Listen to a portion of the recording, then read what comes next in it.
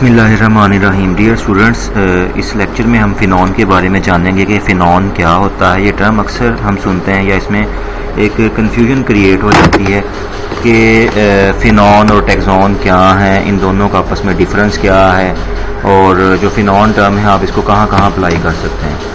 अब अगर हम फ़िनॉन की बात करें स्टूडेंट्स, तो यहाँ पे जैसे आप एक देख रहे हैं कि एक कन्वीनियंट टर्म के तौर पे इसको यूज़ किया गया टर्मिनोलॉजी को, जिसमें क्या होता है कि मुख्तलिफ फॉर्म्स या फिनोटाइप्स होती हैं जो कि एक सिंगल पॉपुलेशन के अंदर आ रही हों। अब सिंगल पॉपुलेशन से मुराद ये भी हो सकता है कि वो एक सेम स्पीशी की पॉपुलेशन हो, या ये भी हो सकता है कि वो मुख्तलिफ ऑर्गेनिजम्स जो हैं उसके अंदर आ रहे हों। तो ये डिपेंड करता है कि कौन सी सिचुएशन है या क्या है। लेकिन फिनॉन को अगर आप बायोलॉजिकली देखें तो ये क्या है, it is a group of organisms which is recognised simply on the basis of similarity of characteristics. यानी कोई भी ऑर्गेनिजम्स का एक ये ग्रुप होता है जिसमें हम करैक्टरिस्टिक्स की सिमिलैरिटी की बुनियाद पर उसको ऑब्जर्व कर रहे होते हैं। उसमें हम उनका बायोलॉजिकल इंटरेक्शन नहीं देख रहे होते या जेनेटिक रिलेटेडनेस को नहीं ऑब्जर्व कर रहे होते हैं। तो इस तरह से फिर क्या होता है कि हम उन ऑर्गेनिजम्स का आपस में रिलेशनशिप जो होता है उसको नहीं देख रहे होते, हम सिर्फ उनकी मॉर्फोलॉजिकली उनको रिकॉग्नाइज कर रहे होते हैं। यानी अगर दूसरे अल्फाज में कहा जाए, it is a group of organisms that are similar in appearance. यानी वो दिखने में क्या होते हैं, एक जैसे नज़र आ रहे होते हैं। ऑर्गेनिजम्स का एक ये ग्रुप होता है और ये हो सकता है कि एक टैक्सॉन से बिलोंग करें या ना करें। यानी ये जो ऑर्गेनिजम्स का एक ग्रुप है, ज़रूरी नहीं है कि इनका टैक्सॉन भी सेम हो, ठीक है ना। इनका टैक्सॉन एक हो भी सकता है, नहीं भी हो सकता है। तो अब ये जो फिनॉन है इसमें क्या है कि बहुत सारी जो अगर आप देखें ओल्डर लिटरेचर के अंदर तो ऑर्गेनिजम्स की वैरायटी का नाम दिया जा रहा होता है, जिसको आजकल हम आपको पता है सब स्पीशी का नाम दे रहे होते हैं कि एक ही स्पीशी की क्या होती हैं, कई सब स्पीशी हो सकती हैं। कुछ स्पीशीज में ऐसे होता है ना कि सब स्पीशी या लोकल पॉपुलेशंस पाई जाती हैं मुख्तलिफ खित्तों के अंदर।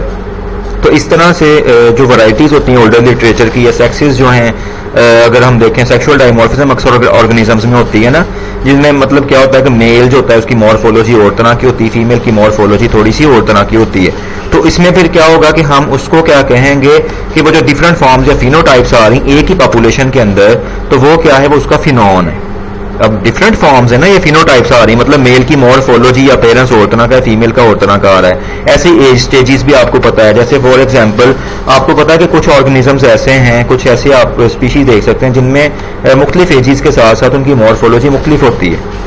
तो आप उनको मुख्तलिफ स्पीशी तो नहीं कहेंगे, लेकिन वो क्या है, वो एक ही स्पीशी की मुख्तलिफ मतलब जो है वो स्टेजेस या हालतें हो सकती हैं। जैसे फॉर एग्जांपल इंसेक्ट्स को आप देखें तो उसमें पहले एग स्टेज है, फिर लार्वा है जो कि बिल्कुल डिफरेंट है, फिर उसके बाद प्यूपा है, फिर एडल्ट स्टेज आती है। तो ये सारी स्टेजेस क्या है, एक ही स्पीशी के अंदर आ रही है ना। यानी फॉर एग्जाम्पल कोई इंसेक्ट एक है, जैसे आप कह लें जी कि ग्रास होपर है या काकरोच है, तो ये जरूरी नहीं कि जिस तरह की इसकी मॉर्फोलॉजी आपको नजर आ रही है एडल्ट की, वैसी ही यंग वन की भी हो।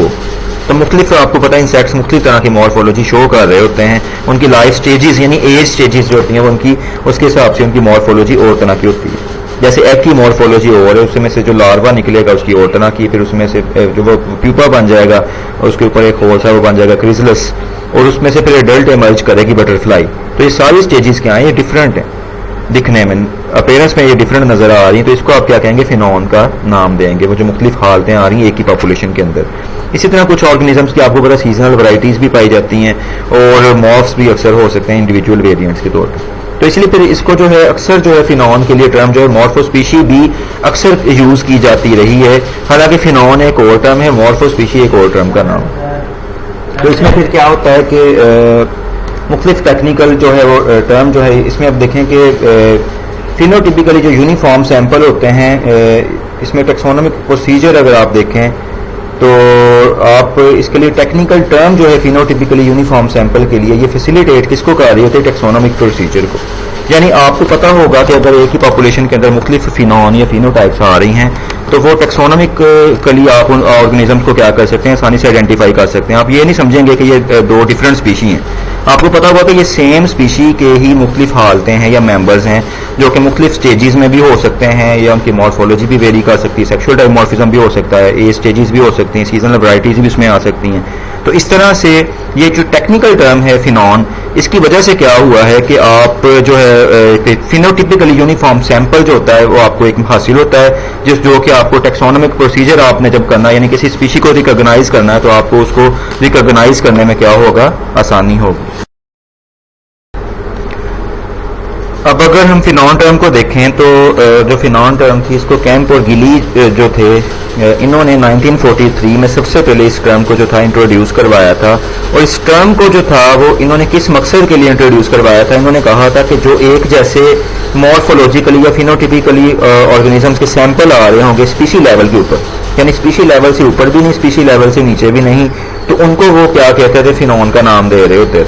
लेकिन बाद में जो था फिर स्नीथ और सोकल जो था उन्होंने 1973 में इस टर्म को मुख्तलिफ तरह से यूज़ किया, इसकी सेंस चेंज होगी, यानी ये टर्म जो है इसको मुख्तलिफ तरीक़ों से यूज़ किया जाता रहा। जैसे अभी मैं आपको एक्सप्लेन कर रहा था कि ज़रूरी नहीं है कि तमाम ऑर्गेनिजम्स जो हैं वो एक जैसे ही यानी कि हों या एक ही स्पीशी से बिलोंग करते हों। फिनॉन सिंपली क्या है कि it is a group of organisms that are similar in appearance, जो एक जैसे नज़र आ रहे हैं चाहे वो सेम स्पीशी के हों या ना हों। ये इस चीज़ पे फोकस नहीं किया जाता इस केस के अंदर।